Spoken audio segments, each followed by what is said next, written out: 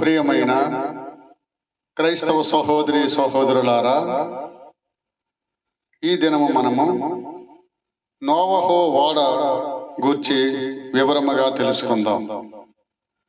నోవహు ఓడ కొలతలను గూర్చి ఎక్కువ మంది ఆలోచించరు. భూమిపై దేవుడు సృష్టించిన జీవరాశుల్లో ఆడ మగ చొప్పున అన్నిటినీ అందులో ఉంచడానికి తగిన స్థలముందా అన్న అనుమానం కొందరికైనా కలుగుతుంది. అందుకే ఓడ విస్తీర్ణం గూర్చిన వివరాలు మీకు తెలియచేస్తున్నాను. దాని కొలతలు మూరల్లో ఉంది. ఆంగ్లంలో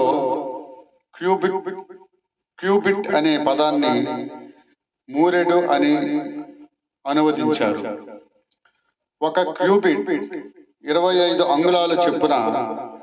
నోవహు ఓడ పొడవు 625 అడుగులు, వెడల్పు 104 అడుగులు, ఎత్తు 62.5 అడుగులు ఉంటుంది.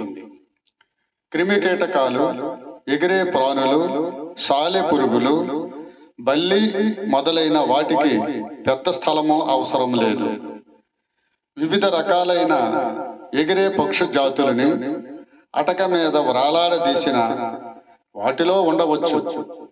జంతువులు నివసించడానికి ఈనాటి అమెరికల్లాగా సరిపడిన స్థలము ఏర్పాటు చేయడమే కాక వాటికి 382 రోజులకు కావలసిన ఆహారాన్ని ఉంచడానికి అనువుగా అమర్చారు.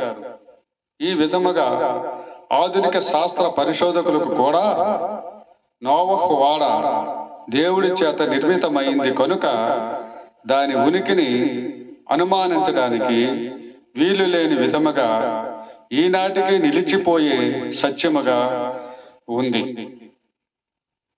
దేవునికి స్తోత్రం. హల్లెలూయా. దేవుడు మిమ్ములను దీవించునుగాక. ఆమేన్.